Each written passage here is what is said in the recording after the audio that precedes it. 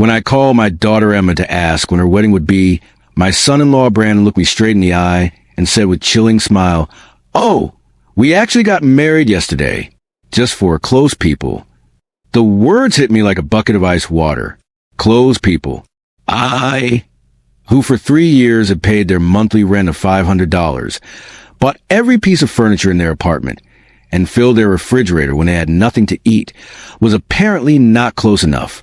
I stood there in the living room of my own house, phone still in my hand, feeling like it weighed 1,000 pounds, watching my daughter avoid my gaze while Brandon made himself comfortable on the couch I had purchased for them. The navy blue suit I had picked out for the wedding hung uselessly in my closet, along with new dress shoes and the illusion of being part of the most important day of my only daughter's life. I had spent $200 on that suit, thinking about how proud I'd look standing beside Emma in the wedding photos. Photos I would never appear in. For weeks, I had been planning every detail in my mind. I'd set aside money to give them $1,000 as a wedding gift. I'd call my brother Daniel in Phoenix to share the good news. I'd clean my house from top to bottom, thinking they might come celebrate with me after the ceremony. All of that collapsed in a single second with those 3 poisonous words. Just close people. Emma finally lifted her eyes and said in a voice that sounded rehearsed, "Dad." It was really intimate, very small, just the 2 of us and the witnesses. But I knew it was a lie. I saw the photos on social media later that evening. I saw Brandon's parents proudly posing next to the bride and groom. I saw his siblings raising champagne glasses in celebration. I saw Emma's white dress, which I had helped finance with the $800 I'd given her last month for her personal expenses. I saw everything I wasn't supposed to see. A week later, exactly 7 days after that humiliation, Emma called me with a completely different voice. She was no longer the confident young woman who had excluded me from her wedding. Now she sounded desperate, almost pleading. "Dad, I sent you an email. Did you see it? The wedding expenses need to be paid. The venue is demanding final payment, and the photographer won't release our photos until we settle the balance. Did you transfer the money?" Her voice trembled slightly, as if the world was ending. I stayed silent for several seconds, remembering all the times I had rushed to the bank to make transfers for them, all the times I had canceled my own plans to make sure they had a roof over their heads, all the times I had eaten beans and rice so I could give them money for their desires. And now, after they had excluded me from the most important moment of their lives, they had the audacity to call me as if nothing had happened. "Emma," I said with a calm that surprised even me, "didn't I tell you that I only help close people?" The silence on the other end of the line was so profound I could hear my own heartbeat. For the first time in years, it wasn't me who was trembling, but her. "Dad, I don't understand," she stammered. "We've always been close to you. You're everything to us." Lies. All lies. Wrapped in that sweet voice she only used when she needed something. The same voice she'd used to ask me for money for the wedding dress, for the honeymoon, for the rings, which I had helped finance without, knowing I would never see the ceremony where they were exchanged. For so many years, I'd had this constant feeling of walking on eggshells, weighing every word, every gesture, every gift, hoping to earn a crumb of affection from my own daughter. I was the perfect father, the accommodating father-in-law, the silent provider who never complained when they treated me like I was invisible. But that phrase, just close people, awakened something in me that had been dormant for far too long. I had calculated in my head how much money I'd spent on them in those 3 years. Between rent, groceries, gifts, emergencies, and whims, it was over $20,000. $20,000 I had taken from my retirement savings, from the money my late wife had left, so I could live my final years in peace. And what was all that for? To be treated like a stranger on my own daughter's wedding day.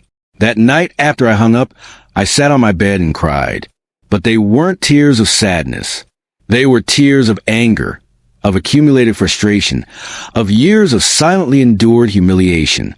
I cried for all the times they made me feel that my love was a burden, my presence an inconvenience, my money the only thing I had to offer. I cried for the foolish father I had been, for the man who had lost himself trying to be indispensable to people who considered him disposable. When I woke up the next morning, something inside me had fundamentally changed. It wasn't just the pain of betrayal. It was something deeper, colder, harder. I got up and looked at myself in the bathroom mirror. The same tired eyes as always, the same wrinkles that told stories of years of giving love without receiving it back. But there was something else in my reflection now, a hardness I didn't recognize, a determination that had been buried under years of compliance and people-pleasing. I went to the kitchen and made coffee, as I had done every morning for 40 years. But this time I didn't think about calling Emma to ask how she was doing. I didn't check my phone in anticipation of a message from her apologizing for yesterday's humiliation. For the first time in a long time, I was my own first concern of the day. I sat at the kitchen table where I had so often planned surprises for them, counted bills for their expenses, and cried silently when they treated me with indifference. Now this table would witness something completely different. I took out my checkbook, my bank statements, and started doing the math. I wanted to see in exact numbers the extent of my own foolishness. Monthly rent of $500 multiplied by 36 months equaled $18,000. Groceries and household supplies, approximately $200 a month, was another $7,200. Birthday gifts, Christmas gifts, anniversary gifts, at least $3,000. Emma's medical emergencies when she didn't have insurance, $800. The car loan they never paid me back, $2,500. The air conditioner repair in their apartment, $600. The living room furniture set, $1,200. $33,400. That was the exact sum of my generosity, my foolishness.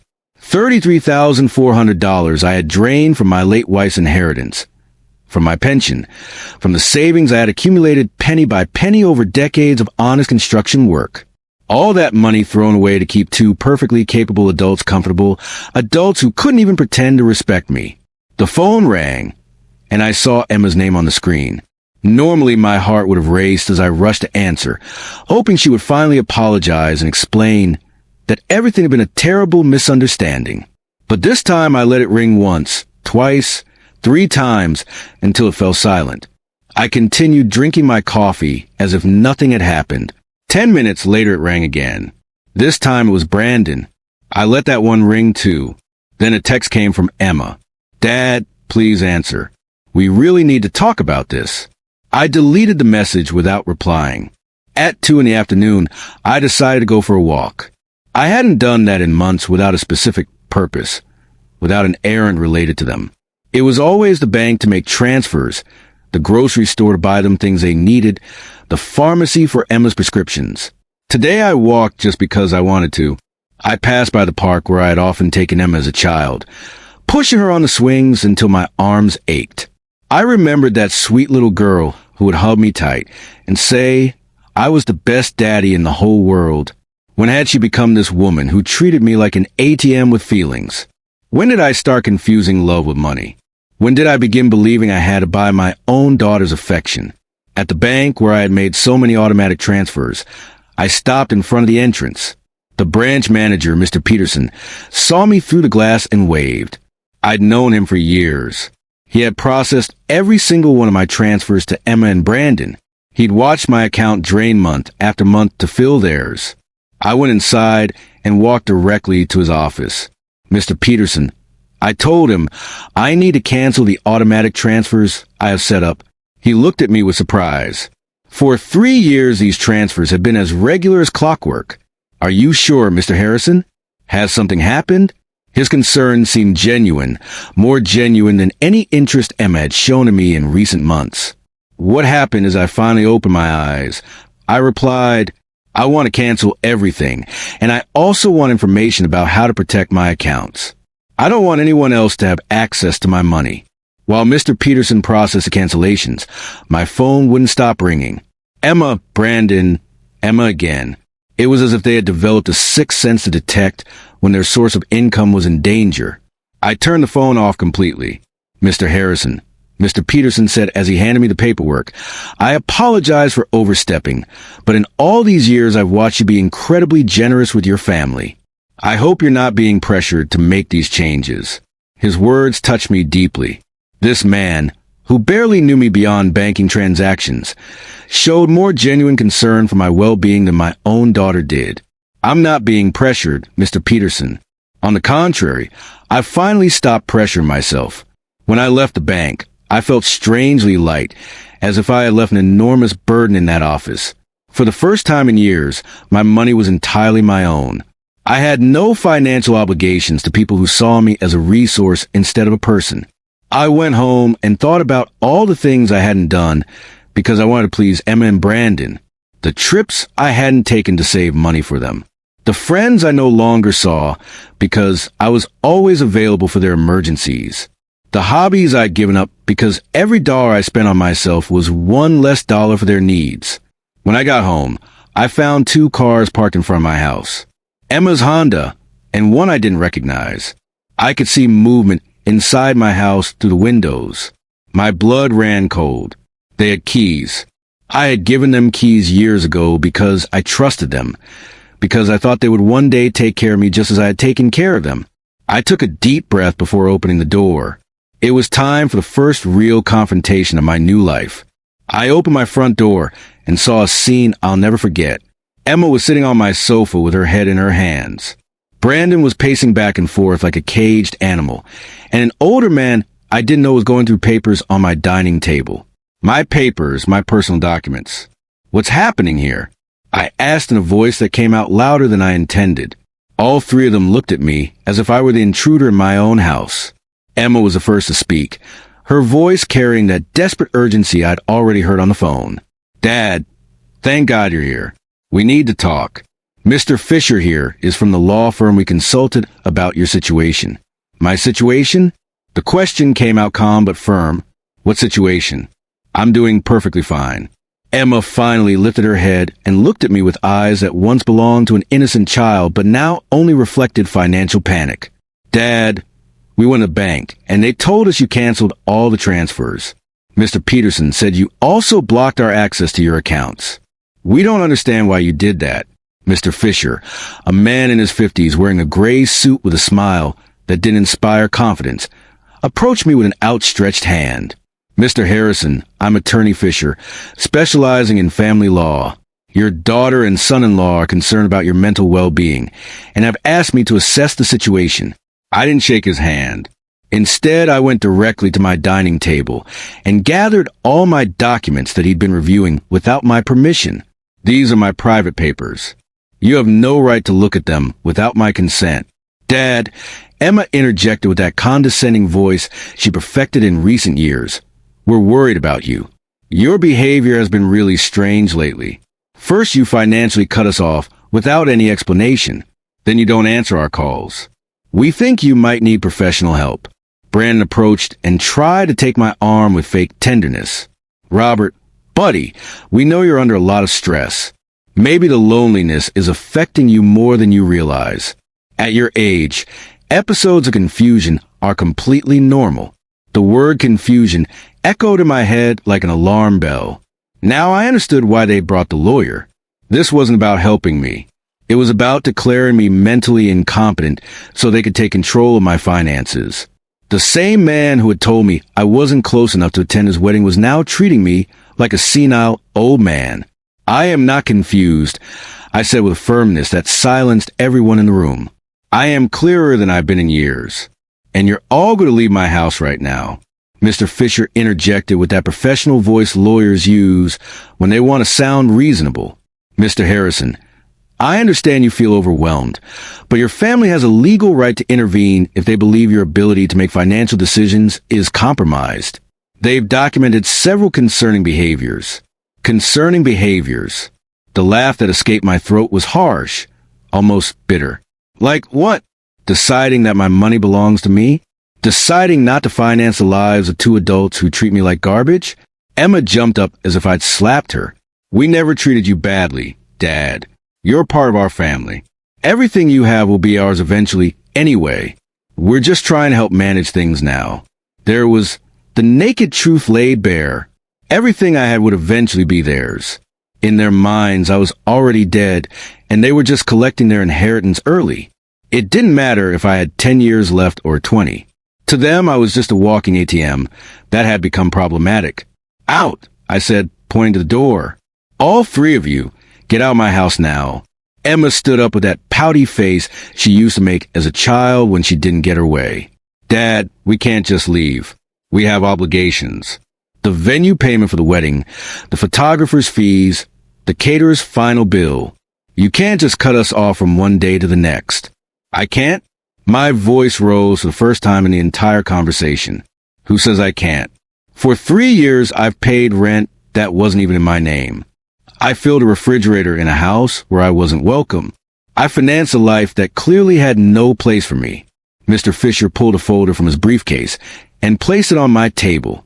Mr. Harrison, we prepared some documents that could facilitate this transition. A power of attorney that would allow Emma and Brandon to manage your finances more efficiently. This would just be temporary, until you feel better. I took the folder and, without even opening it, threw it directly into the trash can. The only transition happening here is you three transitioning out my front door. Emma started crying, but they weren't tears of sadness. They were tears of frustration, of suppressed rage. You can't do this to us. Dad, we were counting on you. We made plans based on your support. We bought things, took on financial commitments because we knew we could count on you. Commitments based on my money, I replied. Not on my well-being, not on my happiness, not on my company, just on my money. And now that I've decided my money is better use of my own life, I'm suddenly a confused old man who needs legal guardianship. Brandon tried to approach me, but I stepped back. He was no longer the polite young man who had asked for Emma's hand in marriage. He was a 32-year-old man who saw his father-in-law as an obstacle between himself and a comfortable life financed by someone else. Robert, we made mistakes, he said in a voice meant to sound remorseful. The wedding was a misunderstanding. Emma was stressed. I was under pressure. We can fix this if you just be reasonable again. Reasonable? The word tasted bitter. Being reasonable means continuing to pay for your lives while you treat me like a stranger? It means pretending it doesn't hurt to have been excluded from the most important day of my only daughter's life? Mr. Fisher packed his papers with the efficiency of someone used to having proposals rejected. Mr. Harrison, this isn't over. Your family has legal options. If you are indeed making irrational decisions due to mental health issues, a judge can determine you need guardianship. His words felt like a threat. I realized this wasn't just a manipulative family visit. It was a real legal threat. They wanted to declare me incompetent to manage my own affairs. Mr. Fisher, I said, looking him directly in the eyes, I suggest you do your homework thoroughly before threatening a 73-year-old man who has managed his finances flawlessly for 50 years, who raised his daughter alone after his wife died of cancer, who ran a household and worked in construction until retirement, and who until last week financially supported 2 completely capable adults. Emma stopped crying and looked at me with a coldness that finally showed her true face. This isn't going to end well for you, Dad. We have rights. We have lawyers too. Perfect, I replied. Hire all the lawyers you want. With your own money, of course, because mine is no longer available to finance your legal tantrums. The three of them walked to the door with the wounded dignity of people not accustomed to being told no. Before leaving, Emma turned to me one last time. Dad, this is going to end very badly for you. You're going to end up alone with nobody to take care of you when you really need it. Emma, I said with deep sadness, but also crystalline clarity, I'm already alone. The difference is that now it's by my own choice, not by your neglect. As I closed the door behind them, I stood in my living room surrounded by the most beautiful silence I'd heard in years. It was a silence of freedom. That night I couldn't sleep, not from sadness or regret, but from adrenaline of having reclaimed control of my own life. I lay awake in bed planning my next steps like a general preparing for battle. If Emma and Brandon wanted to fight, I would give them a war. But it would be a war I'd fight with intelligence, not with emotion. At 6 a.m, I was already dressed and ready. My first stop was the office of attorney Harold Weber, a man I'd met years ago when handling my wife's estate. Unlike Mr. Fisher, whom Emma and Brandon had brought, Mr. Weber had an impeccable reputation and specialized in protecting the rights of elderly people. Mr. Harrison, He told me as I explained the situation, what your daughter and son-in-law tried to do yesterday is more common than you think. It's called elder financial abuse, and it's a serious crime. The fact that they entered your house without permission and reviewed your private documents also constitutes a violation. His words both calmed and worried me. They calmed me because they confirmed I wasn't crazy, that what had happened was truly abusive. They worried me because I realized the situation was more serious than I thought. We need to document everything, Mr. Weber continued. Every transfer, every gift, every time they pressured you for money. We'll also change your will to protect your assets from future manipulation attempts. We spent 3 hours reviewing my financial records. Mr. Weber whistled when he saw the total sum. $33,400 in 3 years. Mr. Harrison, with this money you could have traveled comfortably, enjoyed your retirement, maybe even moved somewhere warm. Instead, you completely financed the lives of 2 adults who didn't even respect you enough to invite you to their wedding. When I left Mr. Weber's office, I had a complete action plan. First, change all the locks on my house. Second, install a security system with cameras to protect against future surprise visits. Third, open a new bank account at a different institution where they had no contacts. And fourth, start living the life I'd postponed for years. My next stop was a hardware store. The owner, Mr. Sullivan, had known me for years because I was always buying things to fix Emma and Brandon's apartment. This time was different. Mr. Harrison, what brings you here today? Another emergency with your daughter? He asked with the familiarity of someone who had silently witnessed my wasted generosity. No, Mr. Sullivan. This time it's for my own house. I need to change all the locks, and I want the best quality you have. He looked at me surprised, but asked no questions. While I was choosing the locks, his son Jason, who installed security systems, stopped by. It felt like Providence. Jason, I told him, I also need a complete surveillance camera system installed. Price is not an issue. While they were preparing everything for installation the next day, I received a call from an unknown number. It was Emma calling from someone else's phone because I'd blocked her number after yesterday's confrontation. Dad, it's Emma. Please don't hang up. We need to talk like civilized adults. Talk? I said flatly. Listen, I understand you're upset about the wedding. It was a mistake. Brandon and I have talked about it, and we want to make it up to you. How about we have a special celebration dinner? We can do it at your house, cook together like we used to. The manipulation in her words was so obvious, I almost laughed. Emma, how much do you owe for the wedding expenses exactly? The silence on the other end confirmed I'd hit a nerve.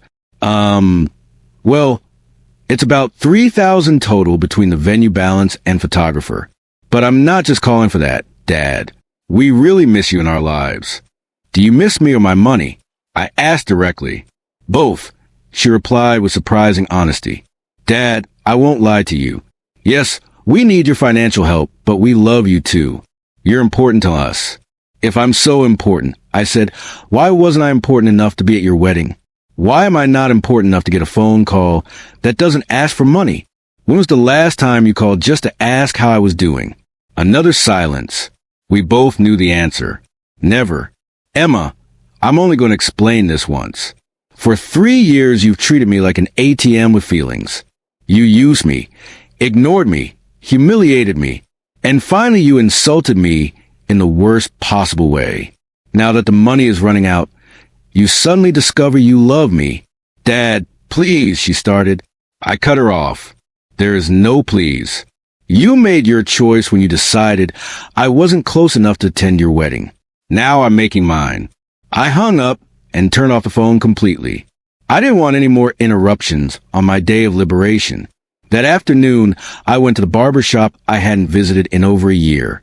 I'd always cancel my appointments because Emma or Brandon needed something urgent, or because the money I'd set aside for myself became an emergency for them. Mr. Harrison, my longtime barber Tony, called out, Stranger, I thought you'd forgotten about us. I didn't forget you, Tony. I just forgot that I deserved to be taken care of too. I treated myself to the full service. Haircut, beard trim, hot towel shave. For the first time in years, I spent money on myself without feeling guilty. While Tony worked, He told me about his life, his grandkids, his plans to visit Italy. It was refreshing to have a conversation that didn't revolve around Emma and Brandon's needs. "You look good, Mr. Harrison," he said when he finished. "But more than that, you look free. Something good happened?" "Yes, Tony. I finally learned to say no. When I got home that afternoon, there was a car parked in front that I didn't recognize. My heart raced for a moment, thinking Emma and Brandon might have returned with reinforcements. But as I got closer, I saw an older woman sitting on my porch steps. "Mr. Harrison?" she asked as I got out of my car. "Yes, that's me. Can I help you?" "I'm Eleanor Martinez. I live 2 houses down. We've been neighbors for years, but never really had a chance to talk. Yesterday, I heard very loud voices coming from your house, and I got worried. Is everything all right?" Her sincere concern touched me deeply. Here was a stranger showing more interest in my well-being than my own daughter. "Come in, Mrs. Martinez. I'll make some coffee and tell you a story you won't believe." While I made coffee, I told her the entire situation. Eleanor listened without interrupting, nodding occasionally. When I finished my story, her eyes were filled with tears.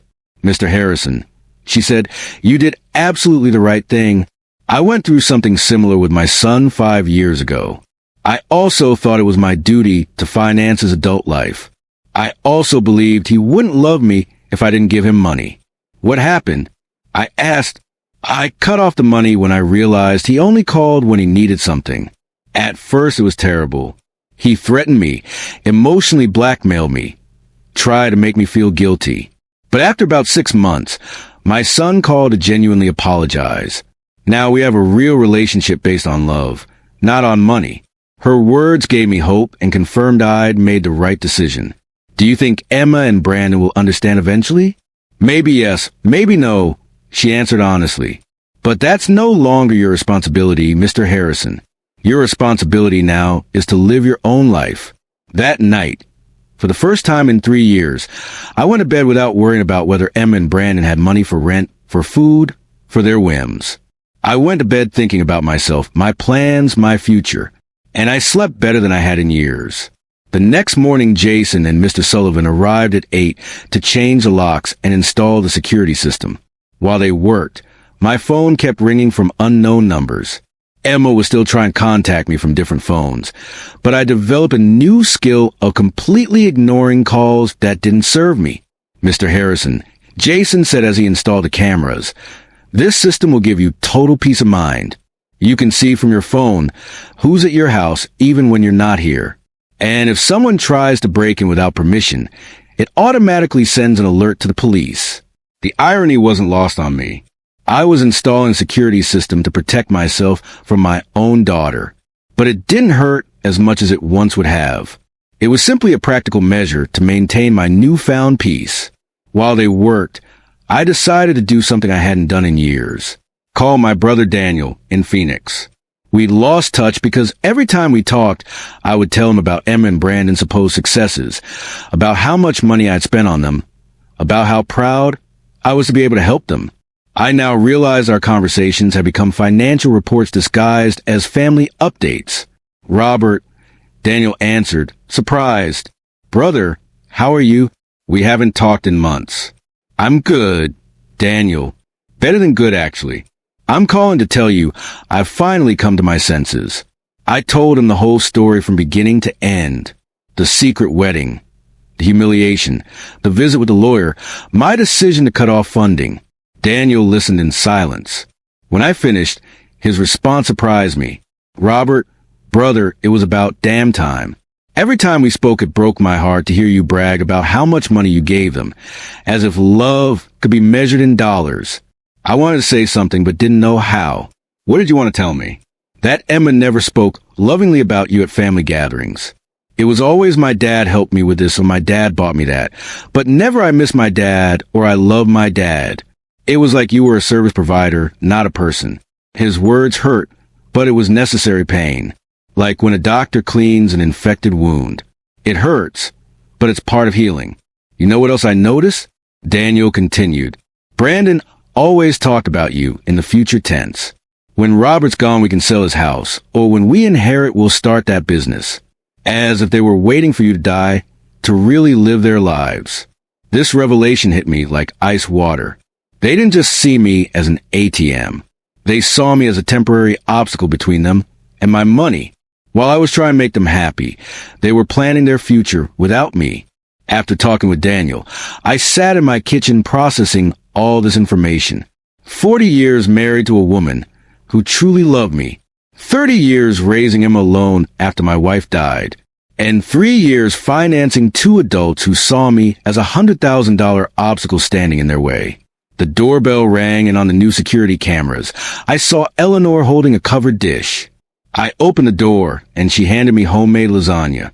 I thought you might need some comfort food after everything you told me yesterday, she said with that genuine smile I'd already come to appreciate. We sat in my living room, and Eleanor shared more details from her own experience. My son said the exact same things to me that Emma says to you. You're so important to us. We'd be lost without you. Everything will be ours eventually, anyway. Those are rehearsed lines, Mr. Harrison. It's like they all read from the same playbook. Do you think such a playbook actually exists? I asked half jokingly. Not officially, but it sure seems like it. Chapter 1. Make him feel indispensable. Chapter 2. Create constant financial emergencies. Chapter 3. When he resists, question his mental health. We laugh, but it was bitter laughter. Funny and tragic to recognize such predictable patterns in our own children's behavior. Did you ever feel guilty for cutting off the money? I asked Eleanor. Every single day for the first 3 months. She answered honestly. But then I started seeing results. My son had to get a second job. His wife stopped her expensive yoga classes and started working. They learned to live within their means. And most importantly, they learned I was a person, not a resource. That afternoon, I decided to do something I'd postponed for years. Visit my wife, Sarah's grave. I always made excuses not to go because Emma or Brandon needed something urgent, or because spending money on flowers seemed wasteful when I could send it to them instead. The cemetery was quiet and peaceful. Sarah's grave looked a bit neglected because I hadn't been there to tend it in months. I sat on the grass next to her headstone and talked to her as if she were alive. Sarah, my love, I think I lost myself for a while there. After you left, I put all my energy into Emma. I want to be both mother and father to her. Make sure she never felt the loss of you. But I think in the process I forgot to be myself. The wind blew gently, and for a moment I felt like she was listening. Our daughter has become someone I don't recognize. Or maybe she was always like this, and I didn't want to see it. Her husband is, well, you can imagine. The money you and I saved for our retirement, I spent it all taking care of them. But not anymore, my love. I've learned. I cleaned her grave, replaced the dead flowers with fresh ones, and stayed there for another hour just enjoying the peace. For the first time in years, I wasn't in a hurry to get home to solve someone else's crisis. When I got home, there were 3 cars parked in front of my house again. My heart raced, but this time I was prepared. The security cameras showed me Emma, Brandon, and 2 other people I didn't recognize. They all looked agitated, talking among themselves and pointing at my house. I didn't get out of my car. Instead, I called Mr. Weber, my attorney. Mr. Weber, they're at my house again. This time they brought more people. What should I do? Don't get out of the car, Mr. Harrison. I'll be there immediately, and I'm calling the police. After our meeting yesterday, I requested a temporary restraining order. They're not allowed to be on your property. Minutes later, Mr. Weber arrived along with 2 police patrol cars. I watched the officers speak with Emma and Brandon, saw my daughter gesticulate angrily, saw Brandon's face turn red with rage. But this time their tears and anger didn't move me. One of the officers approached my car. Sir, you can get out safely. Your visitors are leaving immediately. As I stepped out, Emma shouted from the street, Dad, this is ridiculous. We're your family. You can't call the police on your own daughter. Emma, I replied with a calm that surprised even me. Family doesn't threaten lawsuits for mental incompetence. Family doesn't break into people's homes without permission. Family doesn't treat their fathers like ATMs. Brandon yelled from across the street, You're going to pay us what you owe us. We have expenses you agreed to cover. You can't just abandon us like this. Mr. Weber interjected smoothly. Mr. Pierce, any future communication must go through my office. And I suggest you consult with an attorney before making collection threats, because my client has full documentation of all voluntary payments made over 3 years. I watched them drive away in their cars, defeated but not surrendering. I knew this wasn't over. But for the first time in this whole situation, I felt confident. I had professional legal help. I had emotional support from Eleanor. And most importantly, I had mental clarity about what was right and what was wrong. That night, Eleanor invited me to her house for dinner. I met her son who was visiting, and I was able to see with my own eyes what a healthy family relationship looked like. They spoke respectfully to each other, asked sincerely about each other's lives, laughed together. The son didn't ask for money once the entire evening. I wanted that with Emma too. I confessed to Eleanor after her son had left. And maybe you'll have it someday, she replied. But first she needs to learn that you're a person who deserves respect, not just a source of income. For the first time in weeks, I went to bed feeling hopeful about the future. The next few days were strangely peaceful. The surveillance cameras showed me that Emma and Brandon drove past my house several times each day, sometimes slowly, sometimes parking for a few minutes, but never getting out. It was like they were studying my routine, looking for the perfect moment for their next move. Mr. Weber had advised me to document every one of these drive-bys, so I kept a detailed log with dates and times. Their persistence will work in our favor, he'd said. Every time they show up after being told to stay away, it strengthens our case for a permanent restraining order. On Friday morning, I was calmly eating breakfast when the doorbell rang.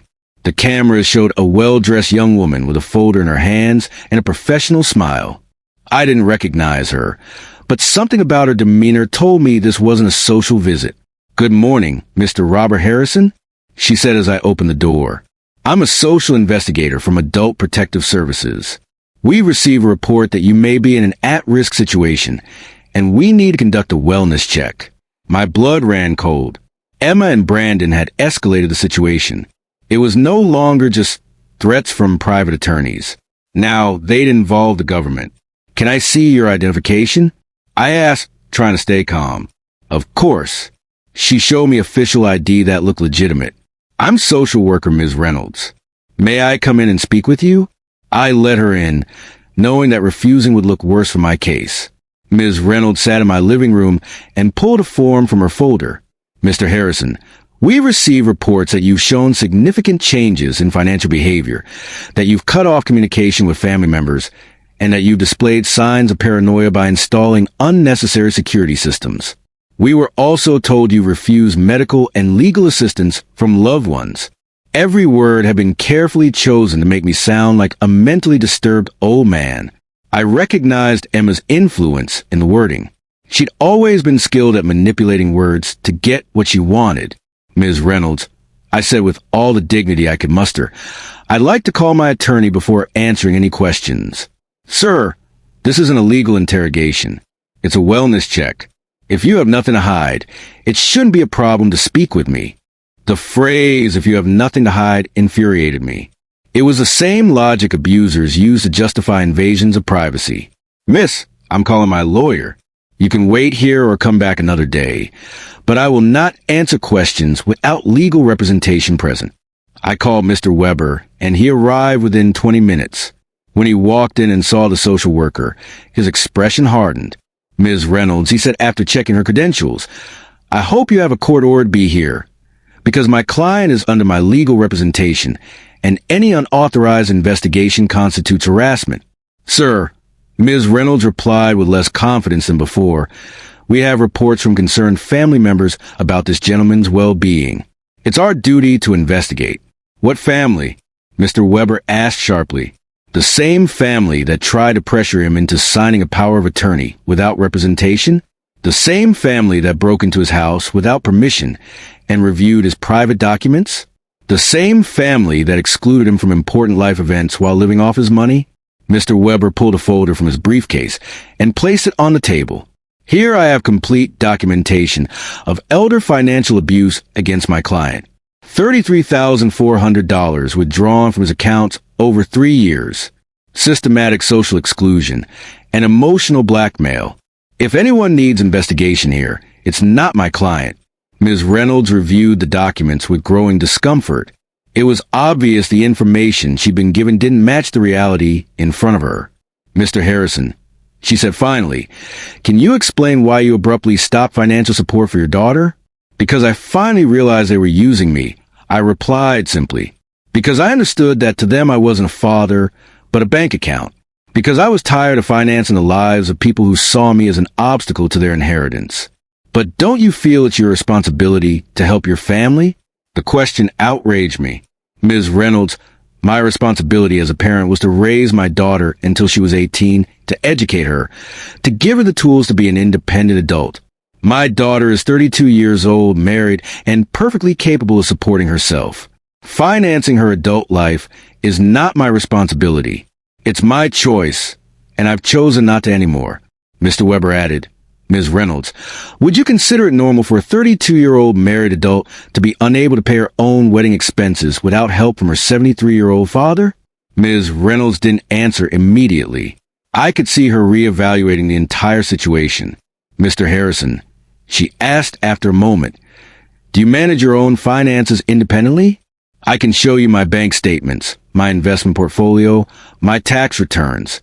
Everything is current and properly managed. Do you live independently?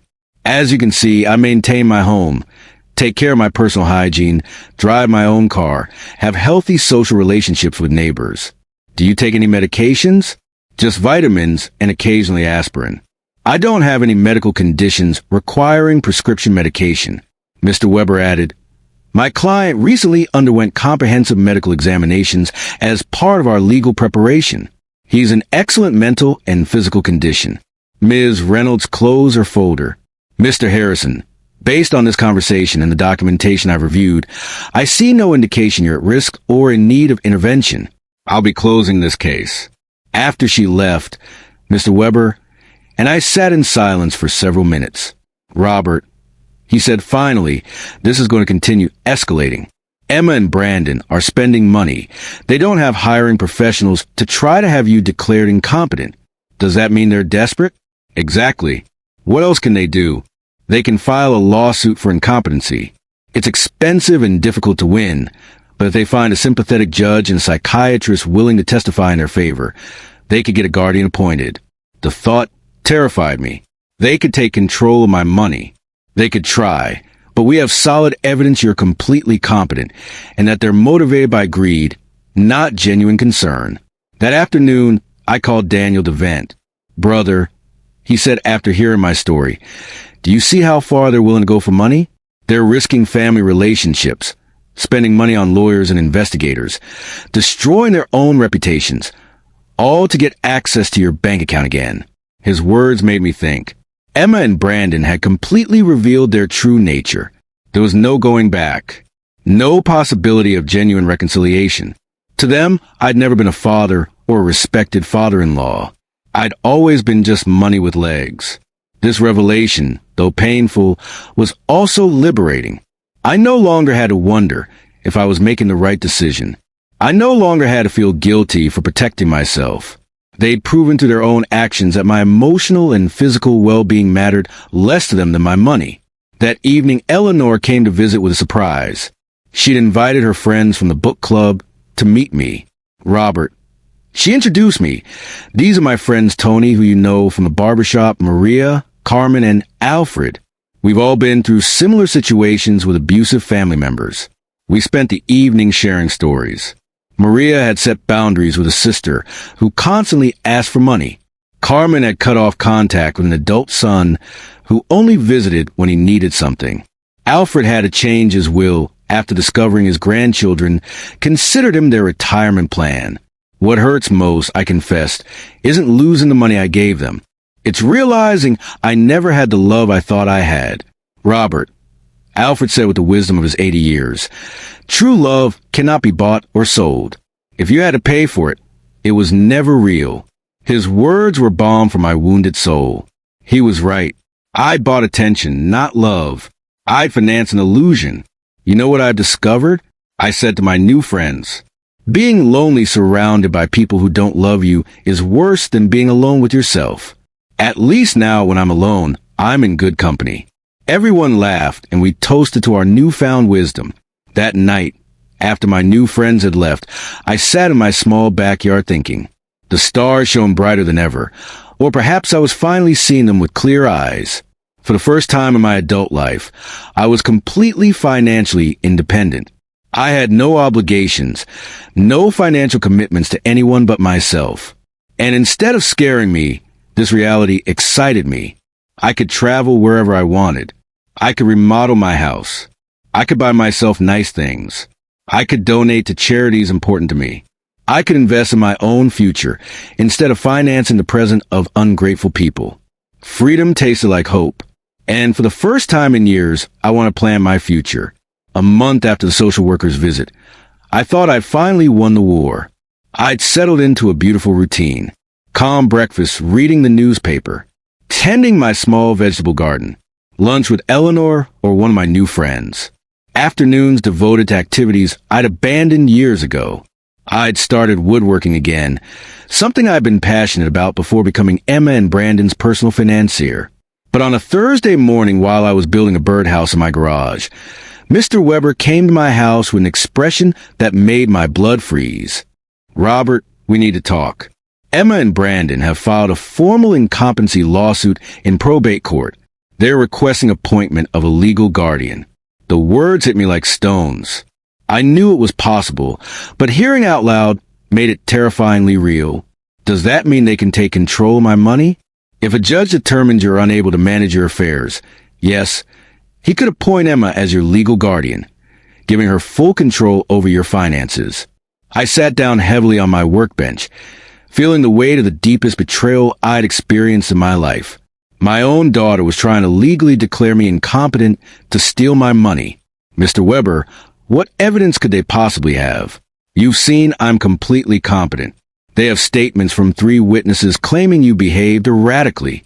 They've also submitted unpaid medical bills you supposedly didn't pay, and medications you supposedly hoarded without taking them. But that's completely false. I don't have outstanding medical bills or hoarded medications. I know, Robert, but they fabricated convincing-looking evidence.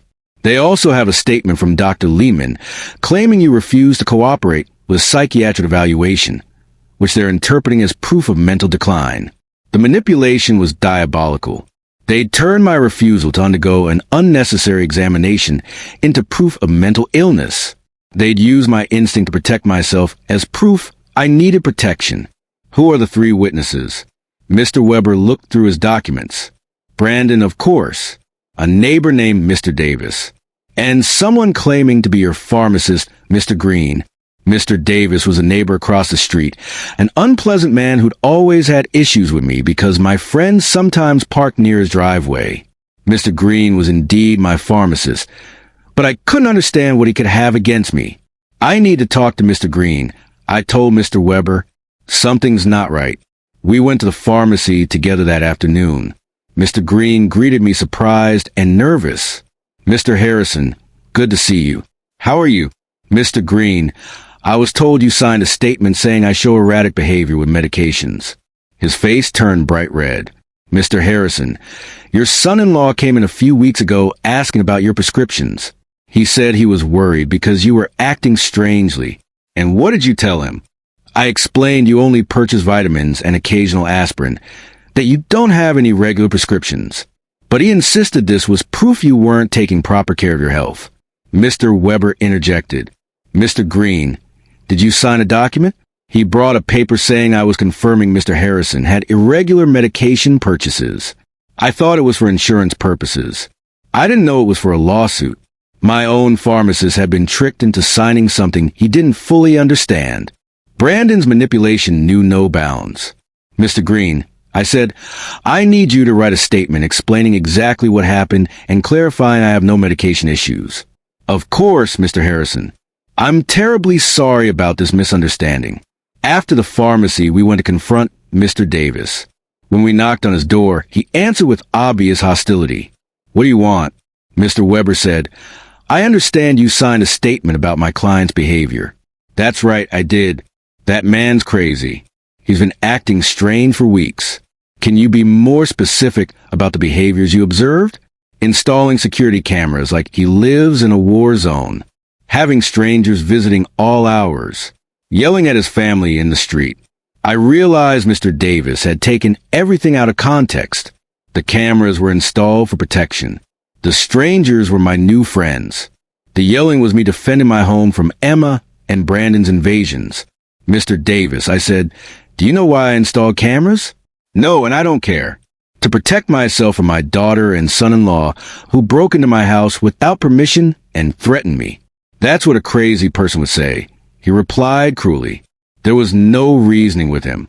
His statement was based on superficial observations maliciously interpreted. That evening, Mr. Weber and I sat down to plan our defense. Robert, we need our own psychiatric evaluation. I have a colleague, Dr. Moore, who specializes in assessing mental capacity. She can officially confirm you're completely competent. What if Emma and Brandon have influenced the judge? What if none of this matters because they've already decided to declare me incompetent? Robert, the legal system isn't perfect, but it's not completely corrupt. We have solid evidence of your mental competence and their financial motivations. We're going to fight this. The next day, I went to my appointment with Dr. Moore. She was a woman in her 50s with kind but astute eyes. Mr. Harrison, I'm going to ask you a series of questions and tests to assess your mental capacity. Take your time and answer honestly. For 2 hours, she asked me questions about my memory, reasoning ability, financial understanding, emotional health. She also administered cognitive tests and asked me to solve mathematical and logical problems. Mr. Harrison, she said at the end, your results are well above average for your age. You're not only mentally competent, your cognitive function is excellent. Doctor, why do you think my family is doing this? Based on what you've told me in the documents I've reviewed, this appears to be a classic case of elder financial exploitation. Unfortunately, it's more common than people realize. I left the appointment feeling validated, but also sad. The professional confirmation of my mental health was a relief, but it also confirmed the lawsuit was real and necessary. That afternoon, Eleanor organized an emergency meeting with all our friends from the book club. When I told them about the incompetency lawsuit, everyone was outraged. Robert, Maria said, we'll testify on your behalf. We've been with you for weeks, and anyone can see you're doing wonderfully. Better than wonderful, Tony added. You're clearer and stronger than many 40-year-old men I know.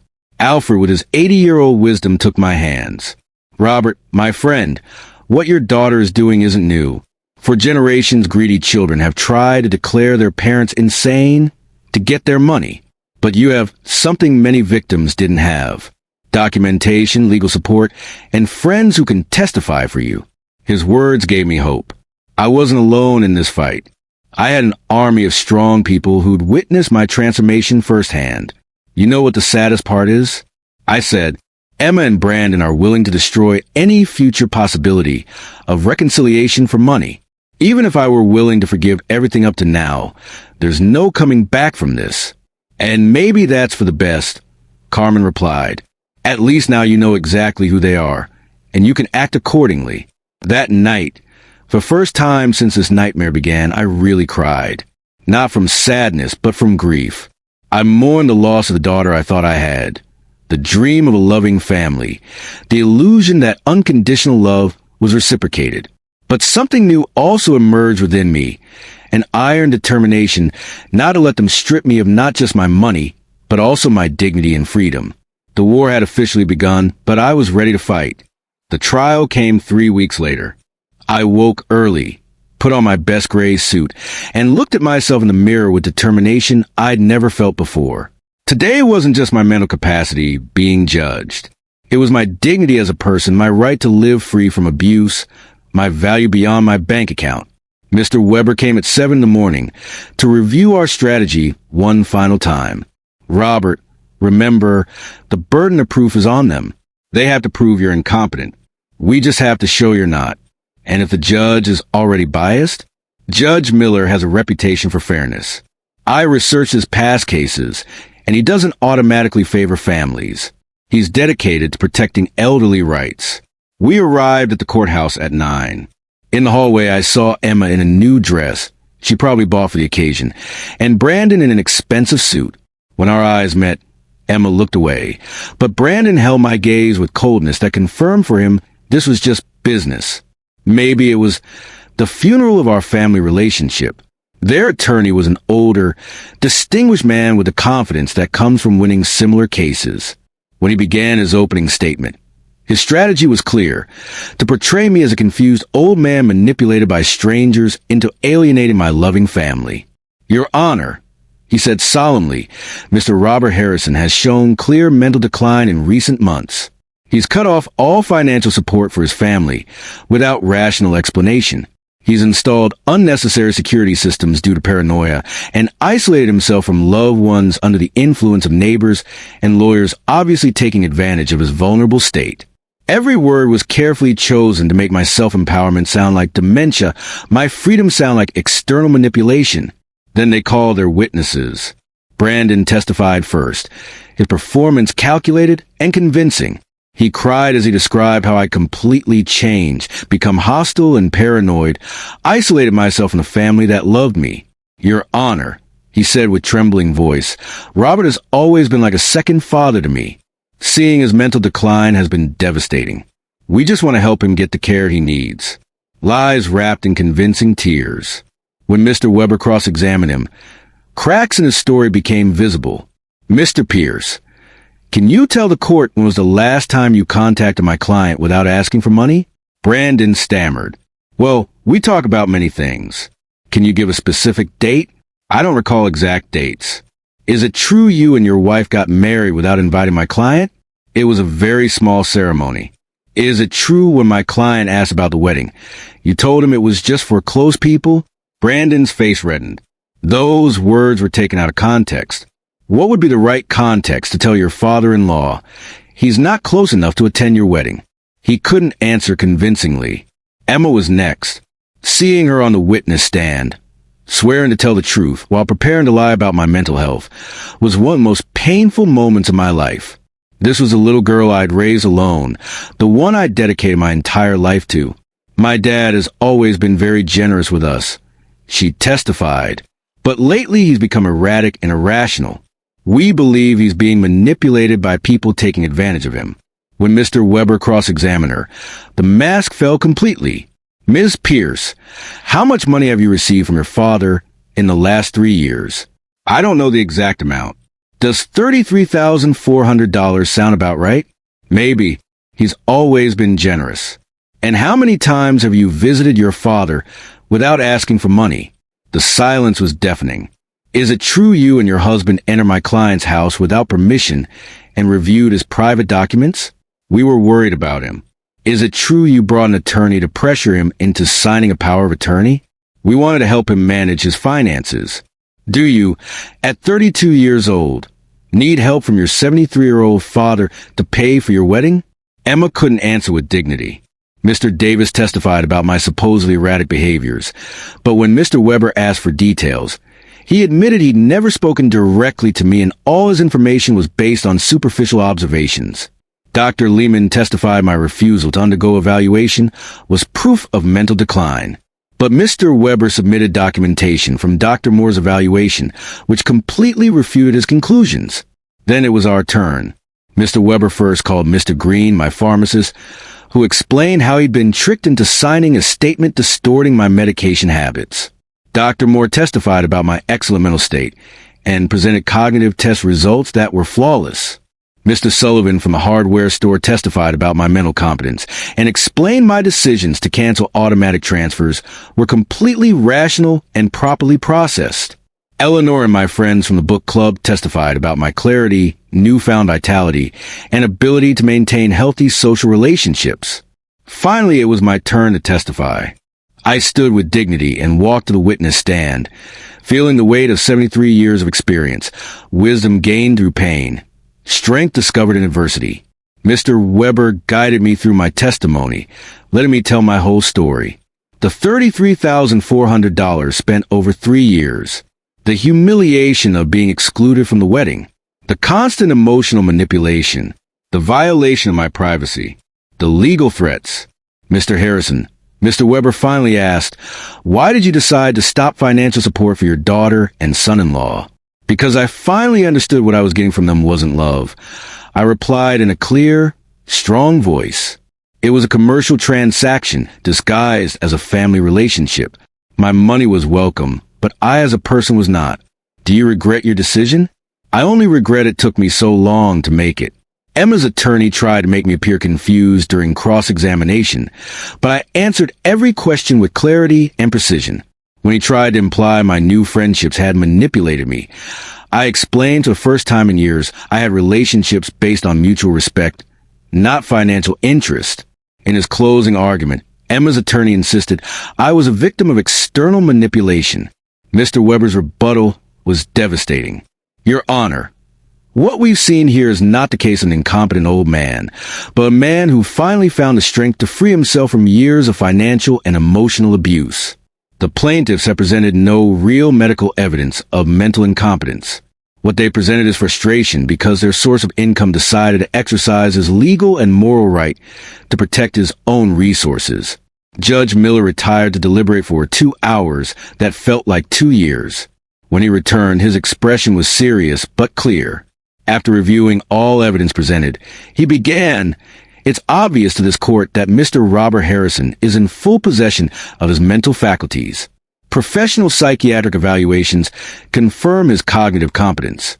His financial decisions, as painful as they may be for his family, are completely rational and within his rights." My heart began pounding faster. Furthermore, the judge continued, "The evidence suggests this lawsuit is motivated by financial interest rather than genuine concern for Mr. Harrison's well-being. The court completely denies the request for guardianship. I had won. I not only won the lawsuit, but also my freedom, my dignity, my right to live free from abuse by those who supposedly love me." When we left the courthouse, I saw Emma and Brandon talking angrily with their attorney. Brandon shot me a look of pure hatred before walking away. Emma looked at me one last time, and for a second I saw something that might have been regret, but it was too late. That night, Eleanor organized a celebration at my house with all our friends. We toasted to justice, to freedom, to the community of strong people who support each other. Robert, Alfred told me, "Today you didn't just win a trial, you won back your life." He was right. For the first time in years, the future was completely mine. I could travel. I could create. I could live without fear, without guilt, without manipulation. 3 months later, I sold my house and moved to a beautiful condo near downtown. I donated half my savings to organizations protecting elderly people from family abuse. With the other half, I began living the life I'd always wanted. I traveled through Europe, took woodworking classes, joined volunteer groups. I never heard from Emma and Brandon again. I heard through others they'd had to move to a smaller apartment, and Brandon had finally found steady employment. Perhaps adversity would teach them what my generosity never could, the value of honest work and independence. Some nights when I look at the stars from my new balcony, I think about the man I was a year ago, fearful, manipulated, believing I had to buy love. That man is dead. In his place, someone has been born who understands a fundamental truth. True love never has a price, and freedom is never too expensive. My name is Robert Harrison. I'm 74 years old, and I finally learned the most important person I need to love and protect is myself.